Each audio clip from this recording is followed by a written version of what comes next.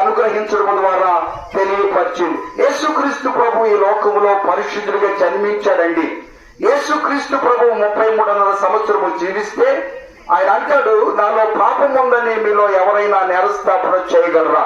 దేవదూత మరియమ్మతో మాట్లాడుతున్న మాట, దయాప్రాప్తురాల నీకు శుభము అగునుగాక. ఇదిగో నీవు పరిశుద్ధ ఆత్మ చేత గర్భాన్ని ధరించావు, పుట్టబోవు శిశువు పరిశుద్ధుడు. అంటే యేసుక్రీస్తు ప్రభువు ఆ జన్మలో పరిశుద్ధుడుగా జన్మించాడు. ఆయన పరిశుద్ధుడిగా జీవించాడు. ఆయనలో పాపము లేదు.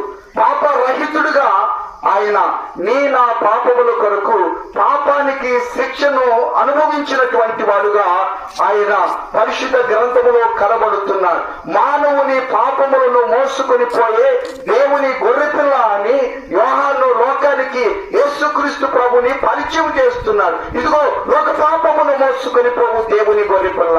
నిజమే ప్రియులరా, నీ పాపాన్ని నా పాపాన్ని యేసుక్రీస్తు ప్రభువు తన భుజముల మీద వేసుకున్నాడు. ఆ పాపానికి శిక్ష మరణము కాబట్టి ఆ శిలువ మరణ శిక్షను ఆయన అనుభవించాడు. పాపముల వచ్చి జీతము మరణము కాబట్టి యేసుక్రీస్తు ప్రభువు పాపానికి ఆయన మరణించాడు, సమాధి చేయబడ్డాడు, తిరిగి సజీవుడై మరణాన్ని గెలిచి ఆయన 3వ దినాన తిరిగి లేచాడు.